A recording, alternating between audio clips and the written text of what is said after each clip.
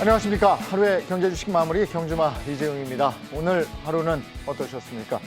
어제 미국장이 제법 빠져서 오늘 우리 장도 걱정이 됐었는데 처음에 시작은 빠지면서 시작이 됐습니다만 그래도 견조하게 잘 버텨줬습니다. 어제 우리 장을 견인한 건 네이버 카카오였죠. 그런데 오늘은 단연 AI와 2차 전지였습니다.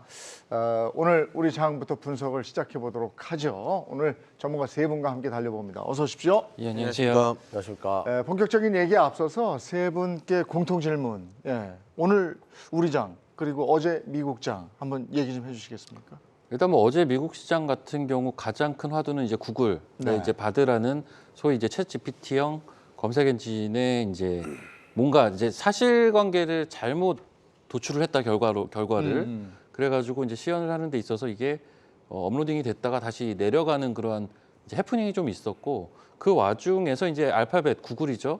이제 알파벳의 주가가 좀 많이 하락을 하는 그런 모습이 있다 보니까 이제 나스닥의 하락폭이 제일 컸고요. 그리고 S&P 500이나 다우는 그래도 조금은 견조한 그런 약보합세의 모습을 보였다라고 볼 수가 있고 그리고 지금 얼마 전에 이제 고용 지표가 굉장히 잘 나온 이후에 시장에서는 파월 의장의 입에 좀 주목을 하는 모습이었는데 거기에 대해서는 조금 걱정 없이 흘러가다가 전일 같은 경우는 이제 뉴욕 연은 총재 의 발언 이런 것들에 또 약간은 민감하게 반응을 했던 그러한 부분들이 있었습니다. 그래서 이러한 미국장의 하락 때문에 국내 시장 금일 뭐 개파락 출발을 했지만 장중에 이제 단연 좀 2차 전지 섹터 쪽으로 수급이 강하게 몰리면서 굉장히 견조하게 좀 마감을 했다. 그리고 오늘 자체적으로는 옵션 만기였거든요. 이 옵션 만기라는 변수도 우리가 이제 항상 기억을 해야 될 게 동시 만기나 옵션 만기나 이런 이제 이벤트가 있을 때 대부분은 이제 프로그램 매물 때문에 주식이 좀 부담을 느낄 수 있다라는 이야기들을 많이 접하셨을 텐데 사실은 그렇진 않습니다. 정확하게는 오히려 프로그램 매수가 들어올 수도 있고요. 매도가 나올 수도 있고 금일처럼 어느 정도 유지되는 형태를 보일 수도 있습니다. 사실 이번 만기는 전반적으로 유지되는 형태로 최근 일주일간 주가 흐름을 보면요. 계속 횡보거든요. 그래서 그 선상에서 이제 마무리가 된 거라고 보시면 될 것 같고요. 본격적인 방향성은 아무래도 이제 한 다음 주부터 좀 우리가 기대를 해볼 수 있지 않을까 뭐 이런 생각을 하면서 금일시장을 지켜봤던 것 같습니다. 지금 분석해 주셨습니다만은 미국장 빠졌죠. 오늘 우리 옵션 만기일이죠. 그래서 야 이거 하락폭 크면 어떡하나 했었는데 잘 견뎠단 말이죠. 네. 네. 아무래도 이제 시장을 어느 정도 이제 주도하는 섹터들이 좀 발생이 되면서 그쪽으로 이제 수급이 들어왔고 그런 것들이 이제 투자 심리를 좀 지속적으로 좀 끌어올리고 있는 그런 요인이지 않나라고 볼 수가 있겠고요. 뭐 오늘 같은 경우 그리고 최근에 이제 뭐 지수가 많이 올라왔는데 개인들이 다시 이제 좀 매수를 해주고 있고 외국인들은 지난번 연말부터 뭐 1월달 지속적으로 좀 매수 기조가 이어지다 보니까 수급적인 뒷받침도 되는데 거기에 이제 여러 가지 모멘텀이 가세한 섹터들에 대한 움직임들이 나오다 보니까 투자 심리가 상대적으로는 좀 견조하게 이어지고 있지 않나라고 볼 수 있겠고 그러한 흐름이 오늘까지도 좀 이어지지 않았나라고 볼 수가 있겠는데요. 대표적으로 이제 뭐 2차전지 섹터인데 2차전지 같은 경우가 사실 그런 거죠. 그러니까 뭐 여러 가지 요인들은 있을 수 있었겠지만 작년 이제 뭐 7, 8월 달에 움직임이 나왔을 때 그때 이제 한참 미국에서 IRA 관련된 그 인플레 방지법 하면서 결국에는 시장에서 수혜라고 이제 업종을 얘기를 하면서 움직임이 가장 강하게 나왔었던 종목 중에 하나가 이제 태양광이랑 2차전지 중에서 이제 포스코 케미칼이었는데 이번에 이제 유럽판 IRA, CRMA 관련해가지고 최대 수혜가 뭐 폐배터리 또는 2차전지 뭐 이렇게 되다 보니까 폐배터리 쪽에서에 대한 모멘텀을 가지고 있는 에코프로 그룹주들이 전체적으로 다른 2차전지에 대한 투심도 강하게 끌어올리면서 여기에 이제 뭐 CNT 도전제나 아니면 첨가제 쪽까지 다 같이 끌어올리면서 그 섹터 자체를 아예 그냥 분위기를 좀 바꿔놓은 그런 흐름이 있고요.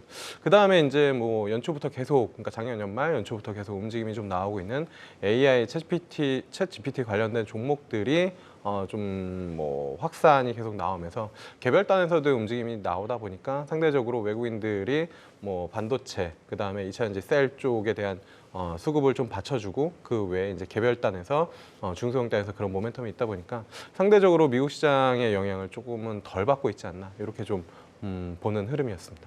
두 분 다 얘기해 줬습니다만 오늘 우리 장 2차 전지 빼고는 얘기할 수가 없습니다. 특히나 나노신 소재 같은 건 엄청나게 올랐거든요. 네. 뭐 2차전지 테슬라가 이제 가격 인하하면서 전기차 관련돼 가지고 이제 경쟁 구도 심화가 만들어지게 되면 대한민국 배터리에 대한 수요가 폭발적으로 증가할 수밖에 없겠다. 그리고 뭐 과거 이제 중국 쪽은 LFP 기반으로 리튬 기반으로 계속 나갔는데 그쪽에 대한 기대치가 점점 떨어지고 있어요. 지금은 이제 니켈 기반 대한민국의 3원계 배터리가 세계 시장을 장악하는 쪽으로 갈 수밖에 없기 때문에 니켈 하면 또 양극재 관련된 종목들이 또 치고 나가는 그런 흐름들을 보여줬고요.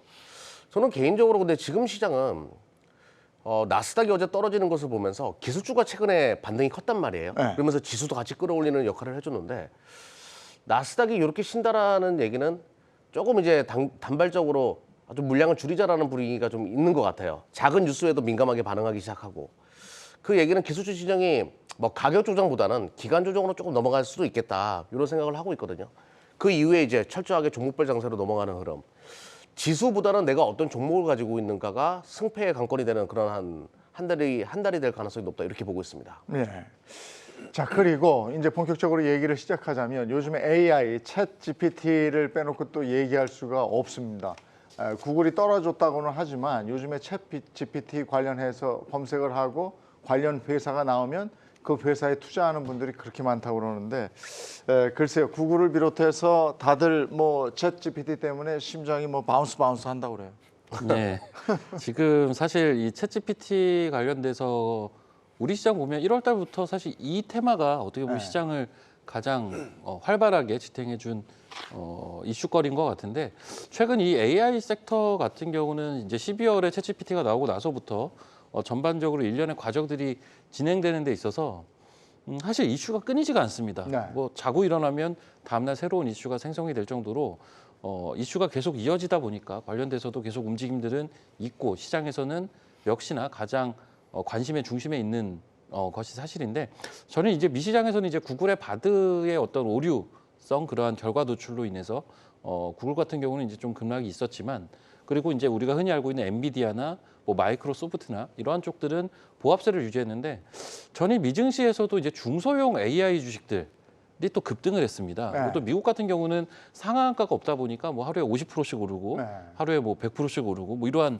현상들이 지금 있는데 굉장히 쉬워요. 그냥 미국 주식들 중에 회사 이름 뒤에 AI 붙은 주식들 네. 다 급등했습니다 어제. 아. 그래서 이제 미국 시장도 어떻게 보면 우리 시장에서 1월달에 있었던 그러한 현상들이 좀 같이 벌어지고 있다 뭐 이렇게 보시면 될 것 같고요. 이쪽은 확실히 그러니까는 먼저 1월달에 움직였던 주식들 사실 대부분의 시청자분들은 좀 아시겠지만 뭐 솔트룩스나 셀바스 AI나 뭐 코난 테크놀로지 이러한 선두권 종목들은 지금 조정을 받고 있고 오히려 지금 각국의 이제 소위 이제 글로벌 기업들이 다 뛰어들고 있죠. 오늘 같은 경우는 이제 알리바바 관련주들, 뭐 최근에 바이두 관련주도 있었고, 뭐 오늘 또 제 눈에 좀 띄었던 거는 그 클라우드 쪽, 마이크로소프트의 클라우드 시스템인 애저 관련주들도 또 급등을 하는 모습들이 좀 있었고, 이런 식으로 이제 각 기업들이 어떤 청사진을 제시하면서 관련 종목들이 양산이 되고 있습니다. 그래서 그러한 쪽으로의 어떤 트레이딩이 가능한 그러한 시장으로 현재로서는 좀 봐야 될 것 같고. 이게 이제 워낙에 들쑥날쑥 움직이니까 내가 어떤 걸 사야 될지 좀 헷갈릴 수가 있는데 이런 건 하나 방법이 될 것 같아요. 그러니까는 글로벌 테크 기업이라면 사실은 어느 정도 정해져 있잖아요. 네. 지금 아직 뉴스가 안 나온 기업들도 AI를 분명히 참전을 할 거라는 거죠. 그럼 미리 한번 서치를 해가지고 미리 한번 길목을 지키는 것도 방법이 되지 않을까. 이런 방법을 좀 제시를 해드리고 그거 싶습니다. 어떻게 서치합니까? 그러니까 이렇게 들어가서 종목에 챗 GPT 관련 주 이렇게 하면 쭉 나옵니까? 일단 가장 쉬운 거는 그 다트라고요. 공시 시스템 사이트가 있어요. 다트에 들어가셔가지고 키워드가 될 만한 것들을 몇 가지 조합을 해서 검색을 해보시면 종목이 좀 압축이 될 겁니다. 예를 들어서 AI로 검색하시면 정말 많은 종목들이 나오기 네, 때문에 네. 그걸로는 종목을 분간하기가 어렵고 거기에 이제 추가적인 뭐 예를 들면 마이크로소프트다 그러면 마이크로소프트를 얹은다던가 애저를 좀 얹은다든가 뭐 이런 식으로 검색어의 조합을 통해서 검색되어 나오는 종목들의 수를 압축할 수가 있고 그 종목들을 가지고 차트를 한번 쭉 돌려보시면 이제 느낌이 오는 종목들이 나옵니다. 예. 그걸 그러면 챗 GPT 들어가가지고 챗 GPT한테 물어보면 되는 거 아니에요? 챗 GPT 챗 GPT 관련 종목 알려줘. 이러면 챗 GPT가 이렇게 알려주는 거 아닙니까? 뭐 알려주겠죠. 뭐. 아, 근데 거기까지는 아직 안 갔을 거예요. 그 생각을 제가 못 해봤네요, 진짜. 데이터가 들어가야 되니까. 그게 그러니까 작년까지만 어제 이제 네. 구글에서 시험 보다가 챗 GPT가 시험을 못 봐가지고 네. 구글이 떨어진 거잖아요. 네, 맞습니다. 근데 저는 챗 GPT 처음 나왔을 때 마이크로소프트에서 나왔다고 그래가지고 야 이제 구글 검색 엔진 어떻게 이런 생각이 들었는데 저마다 다 한다는 거예요. 네. 챗 GPT를. 그래서 지금 챗 GPT 지금 아까 알리바바 말씀도 하셨지만 네네. 그래서 뭘 고를까 이게 어디까지 갈까 참 모르겠거든요.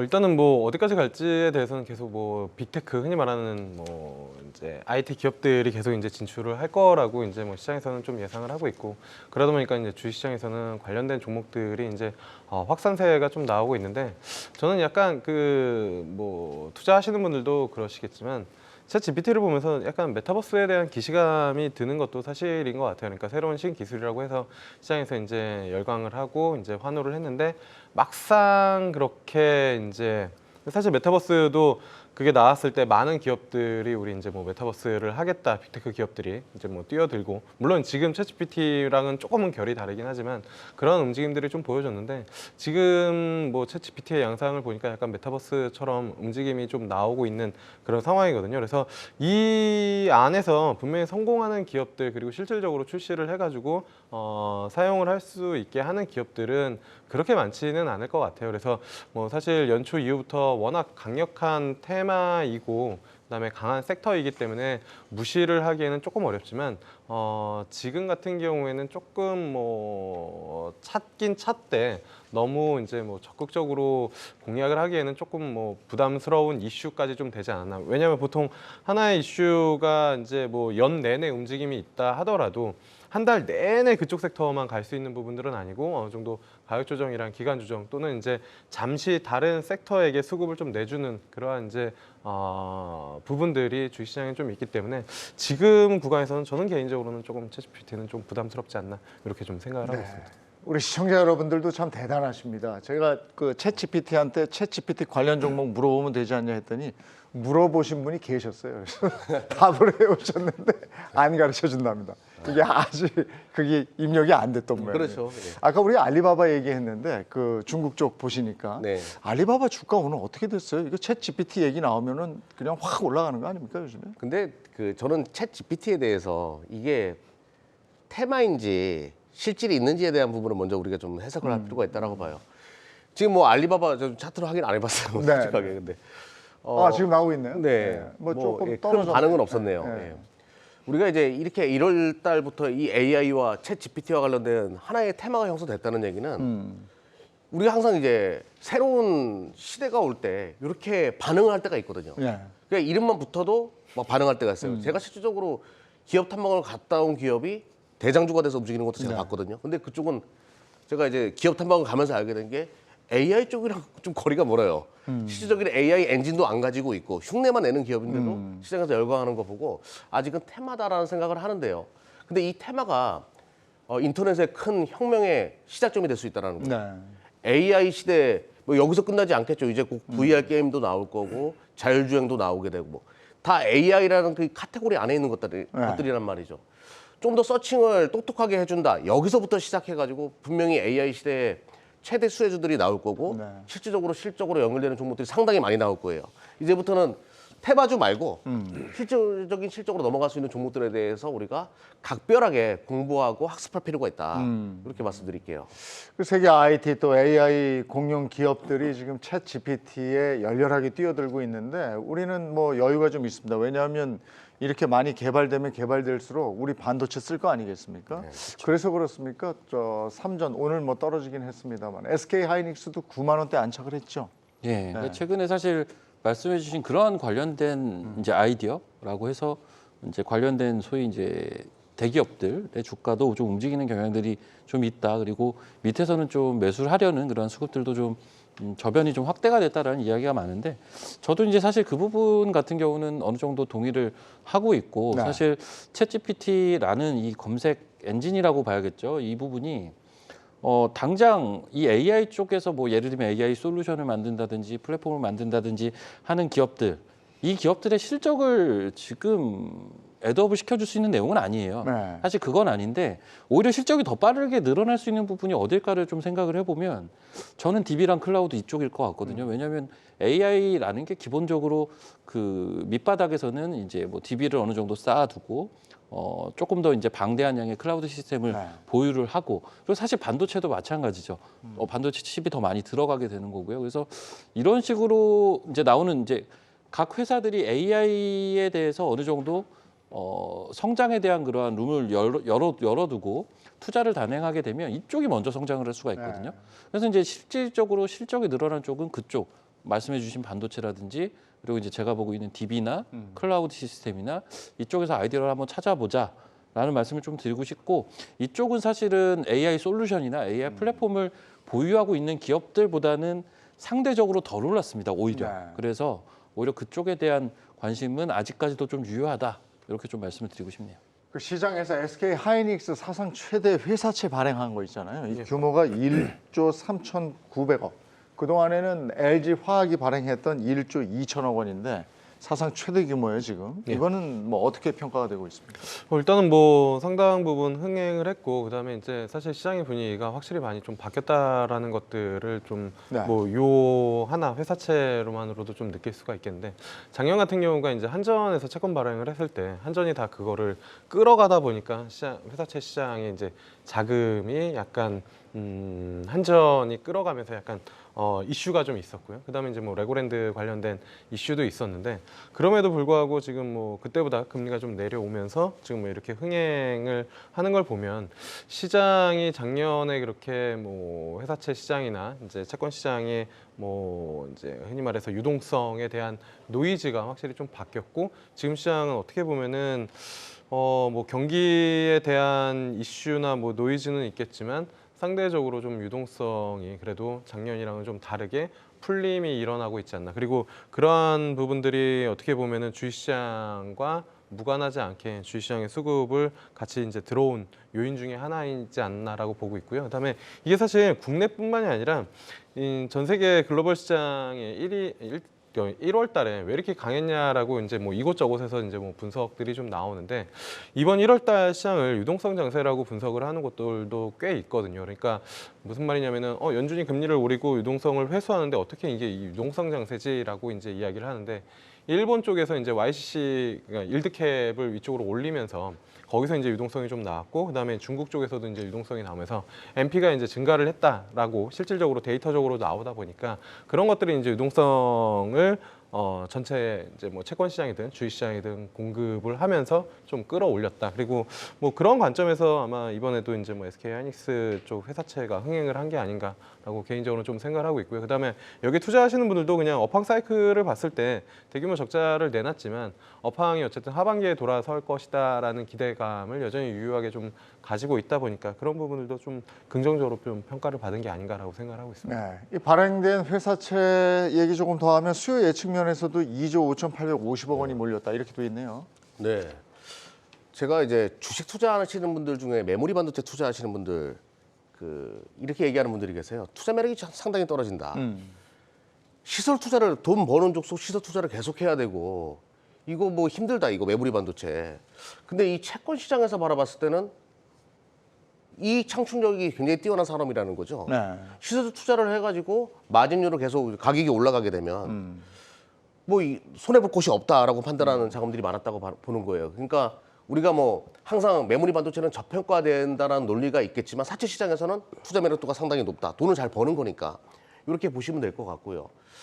또 하나는 제가 이제 흥미롭게 보는 것 중에 하나가 그 반도체 관련된 종목들이 최근에 왜 좋아지냐 주가가 이게 중국이 사실상 우리나라 메모리 반도체 수출의 40% 이상이거든요. 근데 중국의 작년 4분기 때 뭐 다 아시다시피 스마트폰 판매량이 급감했었어요. 이 스마트폰은 필수 소비재라는 얘기죠.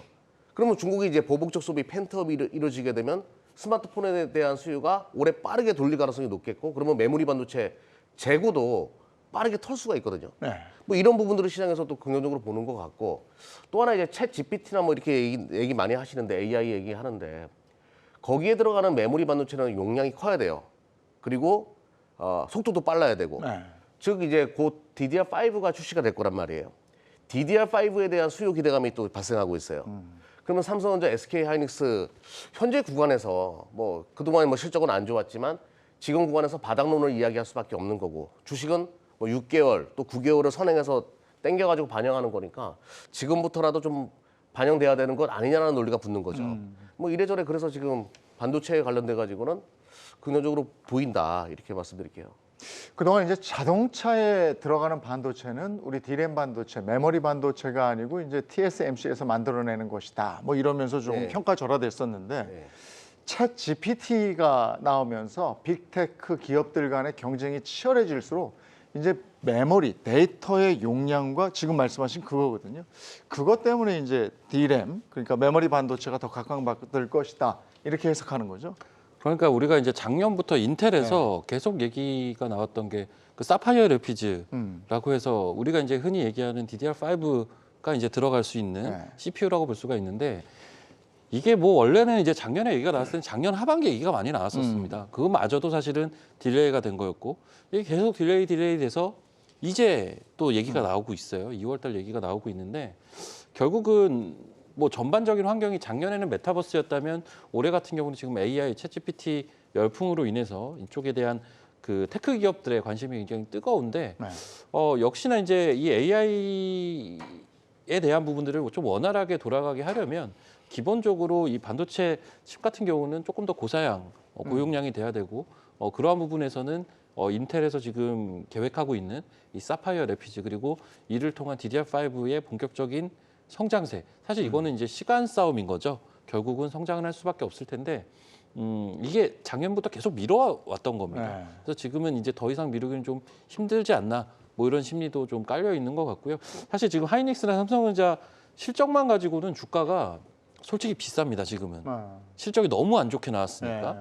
근데 역으로 한번 생각해 볼 필요가 있어요. 오히려 이 종목들이 반등을 하기 시작했던 시점은 실적 발표를 하고 나서부터였거든요. 그렇다면 시장은 이미 여러 가지 뭐 어떤 미래 성장에 대한 부분들 그리고 뭐 여러 가지 말씀해 주셨죠. 중국이 또 이제 풀어내는 부분들, 코로나 풀어내면서 거기에서 이제 수요가 늘 수 있는 부분들 이러한 것들을 미리 좀 반영을 하고 있다라고 봅니다. 다만 가격적으로는 저는 이제 개인적으로는 조금만 더 싸게 사고 싶기는 한데 제 욕심인가요? 근데 하이닉스 기준으로 말씀을 드릴게요. 네. 조금만 더 빠지면 저도 개인적으로는 좀 사고는 싶은데 지금 좀 바닥에서 좀 올라오긴 했어요. 그런 생각은 좀 하고 있습니다. 예, 삼성전자도 그렇고 SK 하이닉스도 그렇고 뭐 표에서도 봤습니다만은 오늘 조금 빠졌지만 바닥에서는 어느 정도 올라온 상태죠. 그런데 갈 길은 더 멀고 시장은 여전히 배고프고 이렇습니다. 근데 근데 저는 여기서 잠깐만 첨언을 더 한다라고 하면 지금은 우리가 이제 CPU나 메모리 반도체에 대한 얘기를 많이 하잖아요. 근데 GPU에 대해서 올해 수요가 폭발적으로 그래픽 카드 쪽에서 예. 증가할 가능성이 상당히 높다라고 보거든요. 뭐 XR 뭐 이런 것들도 또 시작이고 제가 최근에 VR로 뭘 하나 본 적이 있었는데 정말 놀라웠어요. 그리고 이제 자율주행 쪽도 당연히 자율주행에 메모리 반도체가 많이 들어갈 거예요. 네. 우리가 지금 이제 뭐 TSMC의 뭐 CPU나 뭐 AP 칩이나 이런 것들만 우리가 생각을 하잖아요. 자율주행하면. 근데 제 생각에는 이게 완전 자율주행으로 넘어가기 위해서는 데이터 센터를 구축하고 그 안에 딥러닝 방식으로 가는 방식이 맞다라고 보거든요. 그렇게 되면 이제 자율주행 AI 또 메모리 반도체에 대한 투자가 확대될 가능성이 높기 때문에 그리고 가장 중요한 거는 이제 GPU도 좀 보자. 네. 이렇게 말씀드릴게요. 긍정적이네요. 그러니까 반도체 네, 시장. 긍정적으로 보죠. 예, 근데 뭐- 우리가 어렵다 하지만 예. 긍정적으로 보자. 근데 이런 박우진 말씀. 대표님이 말씀하신 것처럼 예. 지금 SK 하이닉스가 갭이 조금 있거든요. 아마 갭 때문에 저렇게 얘기하신 것 같아요. 저도 좀 천천히 들어가도 되지 않을까 그 생각을 하고 있어요. 기왕에 못 들어가셨으면 조금 기다렸다 예. 들어가자. 예. 그런 제안. 그리고 우리 시장이 뭐 1월부터 견조하게 지금 올라가고 있습니다만은 그래도 좀 불안해요. 근데 이거 견인차 역할을 한 건 뭐니 해도 외국인들이잖아요. 예. 그들이 계속 들어와 줬기 때문이잖아요. 네, 맞습니다. 외국인들이 이제 계속 좀 들어오는데 사실 시장에서 외국인들이 왜 이렇게 뭐 매수를 하냐라는 네. 분석들이 이제 뭐 계속 나오는데 앞서도 말씀드렸지만 어쨌든 저는 1월달 시장의 성격을 유동성 장세의 성격으로 좀 생각을 하고 있는 그런 포인트고요. 그다음에 이제 또 하나는 그런 것 같아요. 그러니까 한국이 미국 시장을 후행하느냐 선행하느냐라고 하면은 한국 시장은 이제 뭐 글로벌 증시의 카나리아라고 이야기를 할 정도로 먼저 선반영을 하고 먼저 치고 나가고 빠질 때도 먼저 이제 뭐 빠지는 그런 시장인데 그럴 수밖에 없는 게 구조적으로 그러니까 우리나라 같은 경우가 무슨 이제 뭐 지적 IP나 이런 것들을 판매하는 것보다는 어떻게 보면 수출 주도형 이제 산업이다 보니까 경기에 이제 상당히 좀 민감하고 경기의 사이클에 의해서 진폭이 되게 이제 크게 나오는 흐름이고 그게 이제 작년, 재작년 그리고 올해까지 좀 이어지는 흐름이어서 경기가 이제 올해 뭐 이제 뭐 경기가 안 좋다 또는 경기 침체에 대한 이야기들이 많이 있었지만 미국 고용에 대한 흐름들을 보니까 이거는 경기 침체라고 얘기하기도 좀 애매할 정도로 고용이 워낙 좋은 그런 흐름이고 거기에 이제 뭐 맞물려 가지고 유동성 장세 이슈들이 붙다 보니까 그래서 국내 증시가 상대적으로 좀 강한 게 아닌가라고 이제 좀 생각을 할 수가 있겠고요. 그다음에 이제 또 하나는 미국의 고용이 왜 좋은가에 대한 이야기들도 되게 많이 있긴 한데 결국엔 IRA 법안으로 인해서 미국의 직접 투자를 우리나라 기업들도 상당히 좀 많이 했잖아요. 그렇다면 거기다 공장 지으면 결국엔 누군가는 일을 해야 되는데 이민법이나 이런 것들이 뭐 이제 트럼프 정부 때 좀 바뀌면서 결국에는 그러한 수요들이 계속 이제 뭐 미국에서 나타날 수밖에 없기 때문에 전반적으로 제조업 기반 그리고 투자 캐펙스 투자를 계속 뭐 진행을 해야 되는 2차 전지 반도체 이런 섹터를 가장 강하게 갖고 있는 게 한국이어서 외국인들도 뭐 그런 쪽에 좀 포커스를 맞춰가지고 수급이 좀 들어오고 있지 않나라고 좀 생각을 하고 있습니다. 외국인들이 뭘 많이 샀나 했더니 금융, 은행주 많이 샀어요. 네. 그 이유가 있을까요? 싸니까요. 아, 저평가. 네. 예. 싸고 주주하는 정책으로 배당금을 이끌어낼 수 있는 그 조건값이 예. 딱 맞아떨어지기 때문에 우리나라 은행들 중국보다 더 그러니까 공산당이라고 표현할게요. 공산당보다 더 배당을 안 주는 국가였어요. 네. 이제 좀 달라져야 맞아, 돼요. 그렇다고 그러더라고요. 예. 예. 자본시장인데 그래도 예. 모든 기업의 주인은 주주들이죠. 예. 주주들에게 환원하는 그 정책들 아마 저는 2023년도 이게 가장 큰 화두가 될 거라고 보거든요. 예. 싸고 건전한데 배당률도 이제 제대로 줘야 되겠고 그들만의 장치가 아니라 주주들에게 환원하는 정책 쪽으로 갈 수 있게끔 요 뭐 수많은 이제 투자은행들이 진행을 하는 그런 과정이라고 보고요. 이것뿐만 아니라 이제 올해 뭐 지금 수많은 기업들이 이제 우리나라 기업이 또 이런 게 있잖아. 지주사가 있고 자회사가 있고 그러면서 우리가 꼼수 경영을 해왔어요. 네. 자회사를 상장시켜가지고 뒷돈 챙기고 요게 태풍의 눈이 될 수 있어요. 이게 부메랑이 돼가지고 지주사들을 장악하게 되면 자회사를 잡을 수 있기 때문에 요게 2023년도 또 대한민국 시장의 또 하나의 화두가 될 가능성이 높아가지고요. 아무튼 이런 흐름은 우리 주식 투자하시는 분들에게는 상당히 긍정적이다. 예. 이제 뭐 은행주 배당률 10%짜리도 막 보게 될 것 같습니다. 예. 뭐 그런 기대감 가져도 될 것 예. 같아요. 은행주 외에도 낙폭 과대주들 많이 담은 게 있는데 어떤 것들이 있는지 한번 분석 좀 해볼까요? 예, 뭐 지금 보여지는 게 뭐 우리금융이라든지 뭐 GS건설 네. 그리고 뭐 동안 소시오홀딩스, 뭐 하이로코리아 네. 그리고 뭐 이제 개별단에서 솔브레인, 푸드나무 뭐 이런 종목들 많이 샀더라고. 고영도 많이 샀고 뭐 하나 에어로스페이스도 많이 이제 샀더라고요. 그래서 네. 이러한 류의 종목들을 좀 많이 샀는데 전반적으로는 좀 고루 배치가 되어 있는 것 같아요. 그리고 네.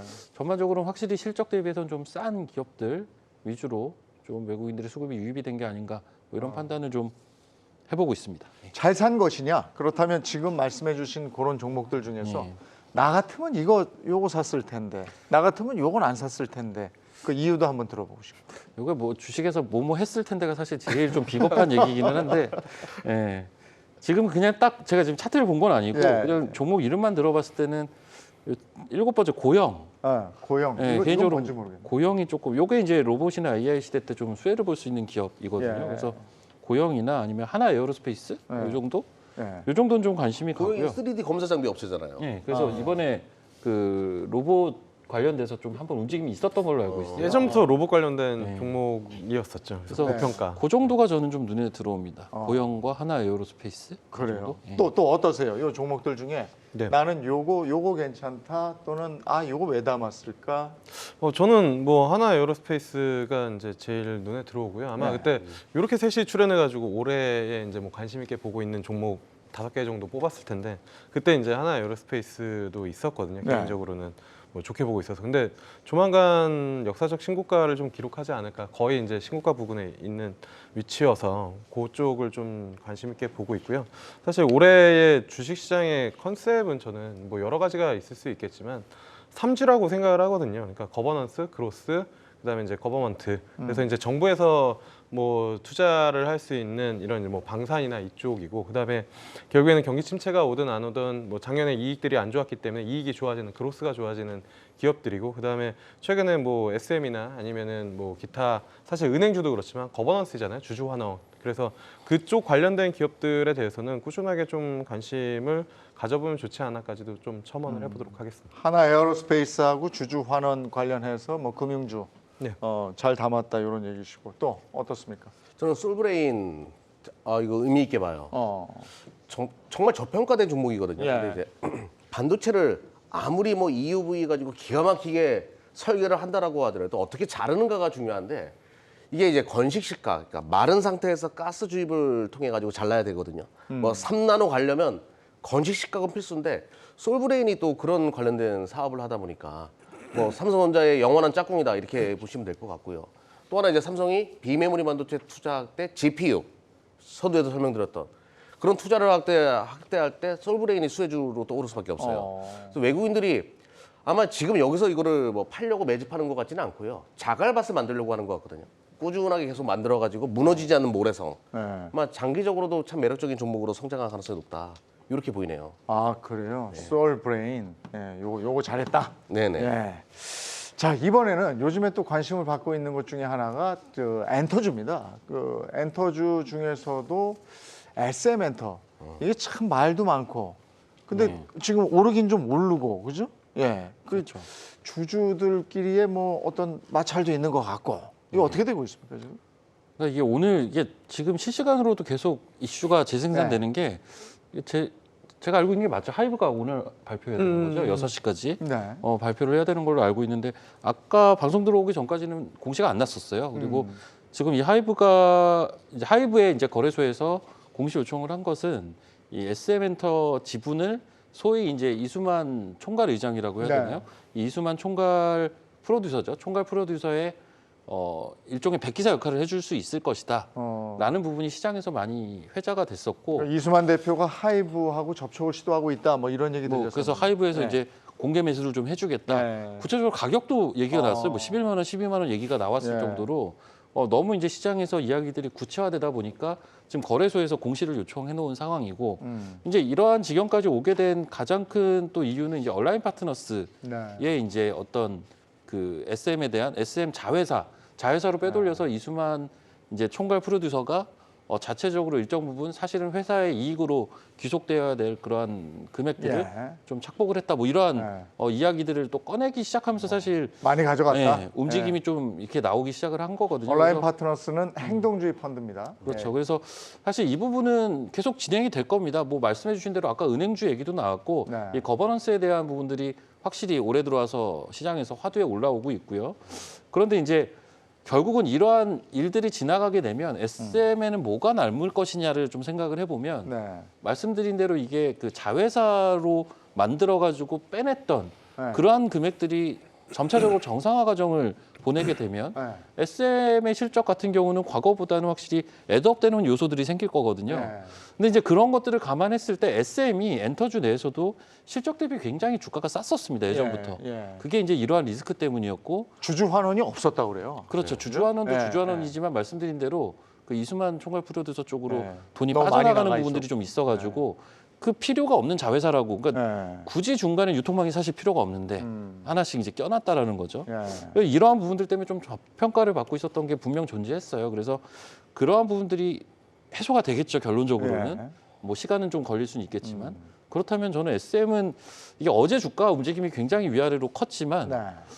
글쎄요. 엔터주에서는 개인적으로 좀 잘 봐야 되는 종목이다. 예. 좀 긴 관점으로 예. 그런 생각을 좀 가지고 있습니다. 하이브 얘기 지금 했습니다만 카카오도 뭐 예. 얘기 나오고 이러던데. 예전에 이제 앞전에 카카오랑 뭐 CJ 인수전도 있었던 포인트고 이번 이제 카카오가 이제 참전을 하는 것 같은데 카카오도 결국에는 이제 카카오 엔터를 키워야 되는 포인트잖아요. 그러니까 카카오가 국민 주식에서 국민 밉상이 된 이유 중에 하나는 여러 개의 이제 자회사들을 상장을 해서 국내 사업을 이제 진행을 했는데, 어떻게 보면 카카오 입장에서 그러한 사업들을 키울 수 있거나 또 상장을 하기에는 이제 약간의 무리가 생긴 거잖아요. 그렇다고 하면은 카카오가 그간 뭐 기업 평가를 받았을 때 카카오는 내수 기업이고 네이버는 해외 쪽으로도 갈 수 있는 그러한 이제 기업 색깔을 가지고 있다라고 이제 이야기들을 많이 하는데, 그러면은 카카오가 국내 사업에서 해외 쪽으로 확장성을 가질 수 있는 포인트가 뭐가 있을까라고 보면은 그게 어떻게 보면은 엔터라고 볼 수가 있는 거겠죠. 그러니까 엔터 같은 경우는 K컬처라는 포인트를 가지고 확장성을 국내에서만 사업을 하는 게 아니라 해외 쪽에서 사업을 할 수 있기 때문에 그간 카카오가 대부분 가지고 있는 사업들이 국내 비즈니스인데 그 안에서 새롭게 좀 색깔을 바꿔서 해외 쪽으로 진출할 수 있는 그런 것이 바로 K엔터 그다음에 SM이기 때문에 아마 그런 전략적인 판단도 같이 좀 작용을 하면서 이번에 좀 참전을 하고 어떤 식으로든 SM의 영향력을 좀 행사를 해서 이 부분들을 가지고 글로벌 사업 비즈니스를 좀 하려고 하는 모습이 있지 않을까라고 저는 좀 생각을 하고 있습니다. 다른 엔터주 다 오르고 막 이럴 때 왜 SM은 잘 못 가나 했었는데 네. 그 안에 내부 사정이 이런 게 있었어요. 저 자금을 빼돌리니까. 2000 그래서 노욕이라고 우리가 표현을 많이 하거든요. 예, 노인의 욕심이다 이렇게 표현을 많이 하는데, 아마 제가 서두에도 2023년도 이런 것이 화두가 될 가능성이 높다라고 이야기 드렸잖아요. 지금 하이브 쪽에서 인수를 검토하고 있다는 발표를 했을 거예요. 지금 제가 뉴스를 보니까 시간에서 SM이 뜨고 있는데, 이게 이제 사실은 카카오 쪽에서 먼저 인수를 하려고 밑밥 작업을 했던 걸로 보여요. 근데 뉴스가 돌고 돌았는데 계속 가격이 안 맞았는지 그 내용이 안 맞았는지 계속 이제 딜레이가 되는 상황에서 이번에 카카오가 2대 주주로 등극이 되면서 이제 하이브가 인수를 검토하고 있다. 그러면 공개 매수 쪽으로 나설 수도 있거든요. 그러면 이제 그 가격대가 얼마나 되냐 이거예요. 제가 봤을 때는 시가총액 3조 원 정도는 될 거라고 보거든요. 그러면 11만 원 이상에서 이제 거래되면서 공개 매수로 나설 수가 있는데, 뭐 어떻게 될지는 지켜봐야 되겠죠. 뭐 상황이 그거는 뭐 저도 다 추측이니까. 근데 저는 요걸 통해 가지고 우리가 한번 알 수 있는 게 이 엔터 산업이 정말 매력적인 산업이구나. 서로 뭐 이거 살려고 하는 거 보니까 분명히 매력적이고, SM이 시가총액이 3조 원 이상에서 만약에 공개 매수 된다라고 하면 저평가되어 있는 뭐 YG 엔터나 이런 종목들에 대한 또 단기 모멘텀이 될 수 있거든요. 그래서 그쪽도 한번 보시는 것도 나쁘지 않을 것 같다. 그리고 우리만이 할 수 있는 거잖아요. 뭐 중국 우리가 다 지금 문제가 조선도 중국이 와, 전기차도 중국이 자꾸 해. 그래서 문제가 되는 건데, 이건 우리만이 할 수 있고 문화를 팔 수 있는 거니까 투자 매력도가 더욱더 증가할 가능성이 높다. 이렇게 해석하면 될 것 같아요. 아직 뭐 구체적인 공시는 없습니다만 얘기가 많기 때문에 이 얘기를 해봤고, 또 하나가 이번에 SM 이렇게 밝혀지고 이런 것이 행동주의 펀드가 그야말로 행동에 나섰기 때문이잖아요. 이런 사례가 또 있었는지, 또 행동주의 펀드가 이렇게 하는 것이 그 어떻게 그 기업 측면에 또 우리 저 주식 전체 장 측면에서 바람직한 것인지 어떻게 보세요? 이건 뭐 누구한테 물어보나 이 업계에 있는 사람들은 다 바람직하다라고 할 겁니다. 우리나라 같은 경우는 거버넌스의 문제가 분명히 존재하는 시장이었고, 아까도 잠깐 얘기가 나왔지만 확실히 배당에 대한 매력이 굉장히 떨어지는 시장이었기 때문에 이러한 부분들이 개선되는 것은 투자자 입장에서 봤을 때는 당연히 옳은 방향이고요. 그리고 뭐 가장 최근엔 이런 사례들이 굉장히 많았던 것 같은 게, 개별 기업 중에서는 이제 오셈 임플란트가 이제 공개 매수권이 좀 있었고, 그리고 전반적인 섹터 측면에서는 확실히 은행 쪽에 이야기들이 많았죠. 그래서 실제적으로 그런 인터뷰도 좀 있었던 걸로 기억을 하는 게, 은행 업체들의 지금 실적 대비해서 주가를 보면 이거는 뭐 거의 파산 직전의 그러한 주가 수준이다. 뭐 이런 얘기까지 좀 거칠게 쏟아냈을 정도로 이 거버넌스 개선에 대한 시장의 관심, 그리고 행동주의 펀드들의 실질적인 행동들이 많이 나타나고 있습니다 이미. 그래서 올해는 그러한 행동들이 추후에도 조금 더 나타날 수 있다. 뭐 이런 생각은 좀 가지고 있습니다. 그럼 우리 저 개인 투자자들 관점에서 행동주의 펀드들이 좀 이렇게 직접적으로 관여하고 있는 그런 주식을 좀 담아보면 어떨까, 이런 생각이 들거든요. 네, 뭐 나쁘지 않죠. 우리가 이제 이런 얘기 하시는 분들 계세요. 아니 그 외국계 자본한테 우리가 놀아나는 거 아니냐, 국내 시장이. 아이 무슨 뭐 홍성대원구 시절도 아니고. 이 자본시장은요 개방해야 되는 거예요. 규제를 최소화하고 그리고 우리 잘못 알고 있는 게 뭐 우리 것이 좋은 것이야 이런 시대가 아니거든요.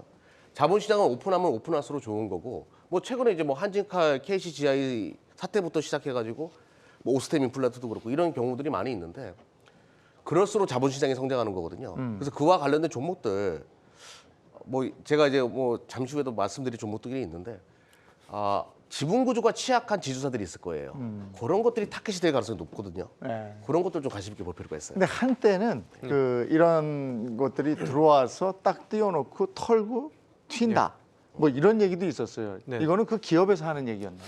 그거는 아무래도 이제 그때 당시의 시장의 분위기 그리고 이제 그런 기업들이 아무래도 내용이 그렇게 많이 있지는 않는데 약간 어떻게 보면은 그 이슈에 의해서 이제 주가 변동성이 있다 보니까 시장에서 그렇게 좀 평가를 했던 것 같은데 아마 기억하실 거예요. 행동주의 펀드가 아마 저희 주식시장에 인식이 가장 많이 들어왔었던 게 이제 삼성물산과 제일모직 이제 합병 할 때에 이제 이슈가 있었고 그 다음에 이제 최근에는 뭐 KTNG도 사실 그 이슈고 그 다음에 오스템 임플란트도 그렇고요.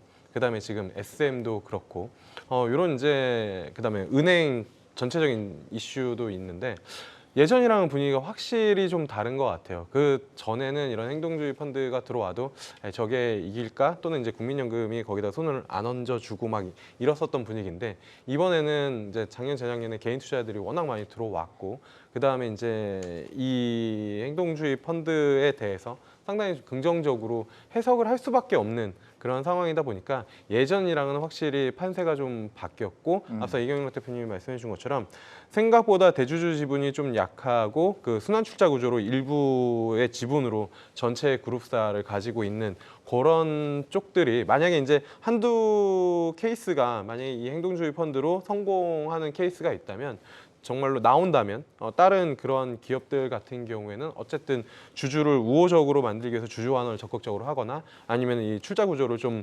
단순화하는 그러한 작업들이 있으면서 좀 시장이 좀 건전화되지 않을까. 그래서 네. 앞서도 말씀드린 것처럼 3G를 좀 올해는 많이 봐야 되지 않을까 네. 생각을 하고 있습니다.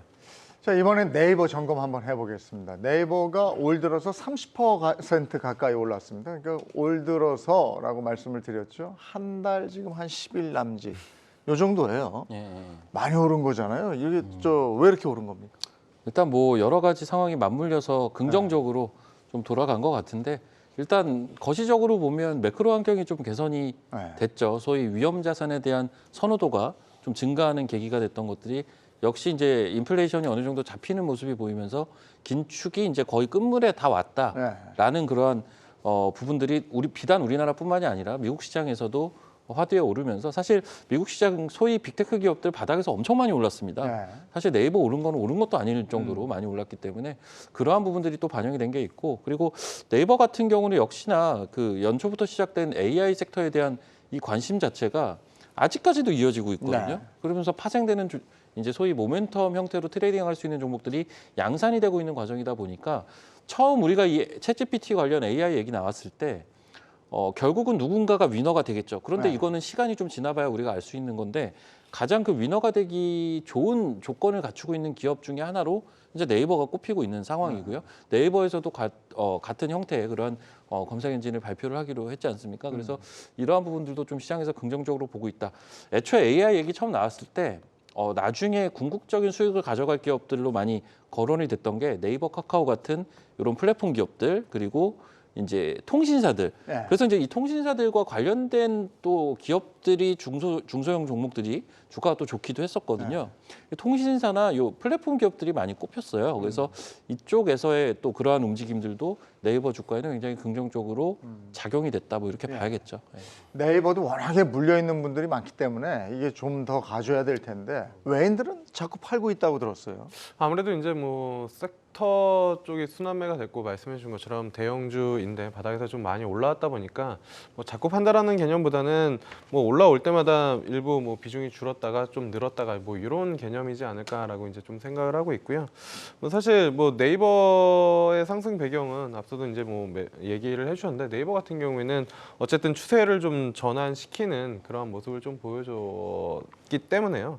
뭐 저는 꾸준하게 사실 네이버로 단기간에 수익을 극대화하는 전략보다는 그냥 어차피 국내 시장에서 대한민국 이제 국민으로 살아간다면 전 네이버 같은 주식은 이제 긴 관점에서 좀 보는 게 맞지 않을까. 왜냐하면 아시겠지만 구글이 전 세계적으로 대부분의 검색 시장을 장악을 했는데 뭐 몇 개의 장악하지 못한 시장이 있는데 뭐 국내도 대표적이잖아요. 네이버가 뭐 압도적으로 검색 점유율을 가지고 있고 뭐 네이버 얘기를 하면은 사실 카카오와 네이버를 또 비교할 수밖에 없는데 저는 뭐 개인적인 소비자의 입장에서 카카오보다는 네이버가 훨씬 더 좋지 않나 뭐 그렇게 좀 생각을 하고 있습니다.